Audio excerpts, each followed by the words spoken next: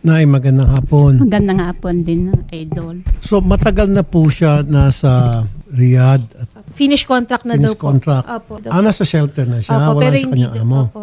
5 months na daw po, nasa shelter. Eh kung nasa shelter na, ba't hindi pa rin kausapin ko yung anak nyo? Sige po. Ma'am Tessie, magandang hapon. Magandang umaga po. So ilang buwan na po kayo ulit dyan, ma'am? 4 months na po dito sa 4 months. shelter. At bakit daw po hindi pa rin kayo mapauwi-uwi? Ano raw pong dahilan? Yung exit visa po daw. Inaano pa po daw sa labor. Bakit ho kayo inalis doon sa inyong amo? Ano pong kadahilanan? Finish contract na po ako kaso sinundo po ako ng agency ko sa bahay ng amo ko, sa pangalawang amo ko. Kaso hinatid po ako sa polo, sa labas lang, hindi ako inano sa pinakaloob. Tapos At bakit? yung pambili kong ticket na binigay ng amo ko, kinuha ng agency ko dito. Pero yung agency ko dito po, sir, sarado na. Attorney Patricia Kaunan, Administrator ng OWA. Magandang hapon. Magandang hapon po, Sen. Rafi. 4 months na po si Ma'am Tessie sa shelter at pinoprocess pa rin hanggang ngayon yung kanyang exit visa. Ano po nangyari? Ba't ang tagal? Alam niyo, Sen. Rafi, pinahirapan talaga ng employer yung pag-release ng exit visa.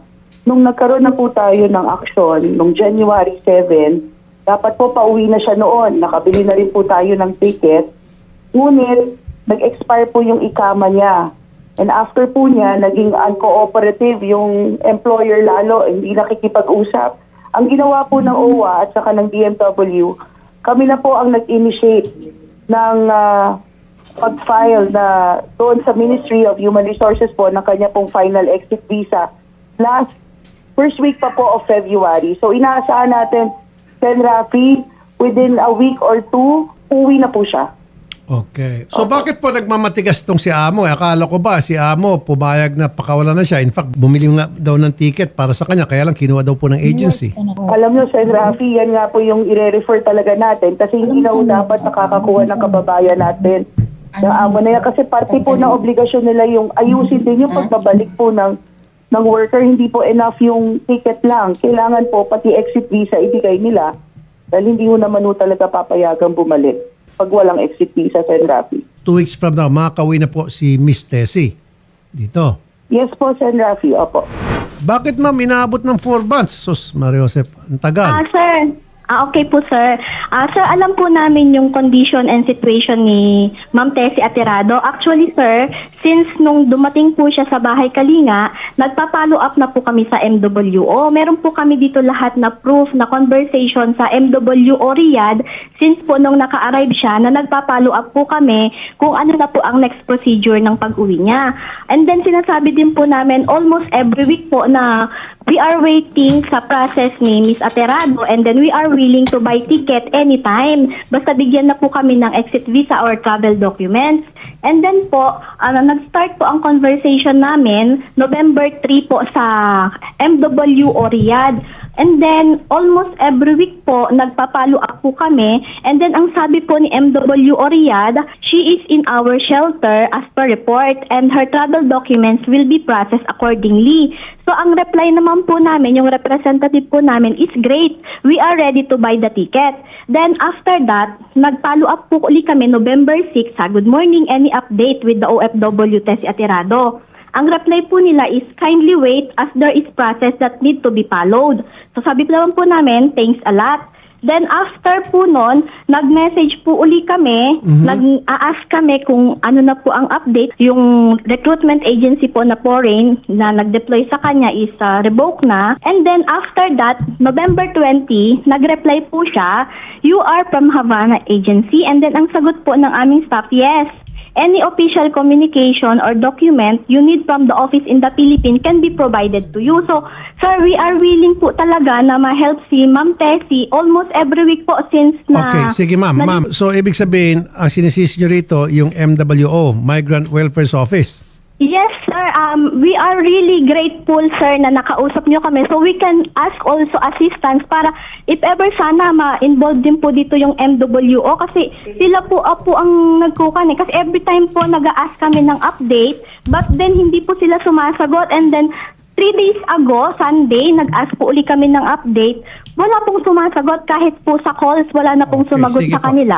Attorney Patricia Kaunan, yung MWO ba under sa inyo yan o under sa DMW? Ang nag-book po ng ticket ng January 7, OWA po yan.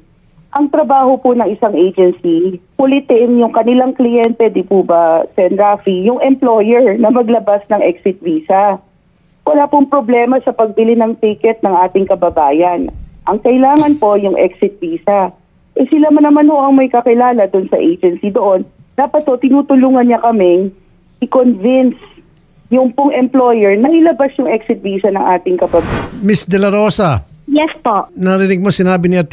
Patricia Kaunan? Trabaho nyo po ninyo yon para kumbinsihin yung employer na bilis-bilisan yung pag-issue ng exit visa. Yes, sir. Kaya nga po hindi siya makapag-issue na exit visa. Kaya nga po, humihingi kami ng help sa MWO kasi ang exit visa po is MWO. Sa Saudi po siya ginagawa. So, naghihingi po kami sa kanila ng help na kung hindi ma-issuehan na exit visa, at least travel documents para po makauwi po si OFW. Ma'am, kanina magagaling yung exit visa? Yung exit visa po is manggagaling po sa employer. Kaya lang nga po, yung employer, yung nag-deploy sa kanya na agency is revoked na po. Kaya po hindi po namin siya makuhanan ng exit visa from the employer. That's why po we're telling to MWO na travel documents. And then ang sabi naman po ni MWO, she is in our shelter and as per report, her travel documents will be processed Okay, accordingly. sige ma'am. Okay na ma'am. Attorney Kaunan, Yes po. pagsabihan Sen. niyo po yung mga taga-MWO ninyo. Yes Nakita po, ko po may problema rin po. Huwag niyo na pong pagtakpan. Very clear to me based on the statement of Ms. De La Rosa, masigasot naman pala itong opisina nila. May pagkukulan din po yung inyong tanggapan sa MWO. Okay, let's accept it. Opo, Sen. Tingnan ko po agad ngayon. Opo, Pagsabihan niyo po. Okay. Gusto ko po next week and the week or after next, andito na po si Miss Tessie. Yes po, Sen. Rafi. Yes po. Good. Sana Nay. makauwi ka. Stress ka na dyan eh. Pati ako hindi nakakatulog. Taga saan po kayo, Nay? Sa pangbalay po. Okay. At sabi niyo wala nang kipangbayad ng kuryente. Opo. Magkano po yung kuryente?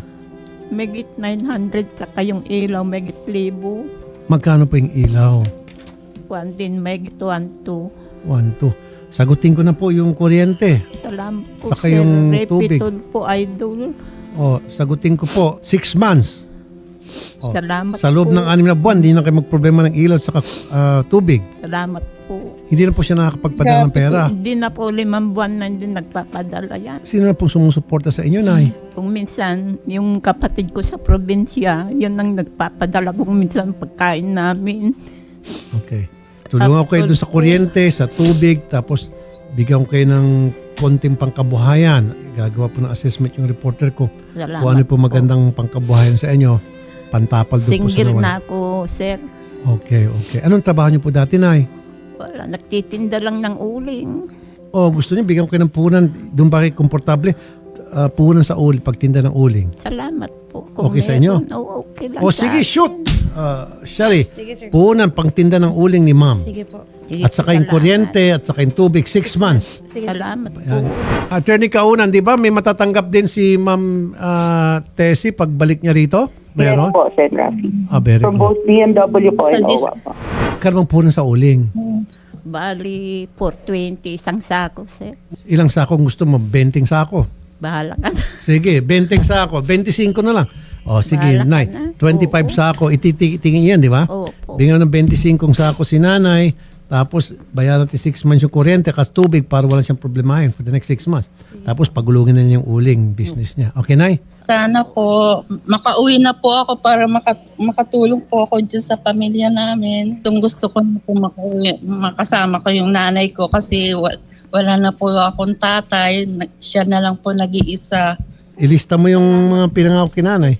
Sige, Nay. Maganda. Salamat po. Maganda po, Nay. Thank you, Nay. Salamat.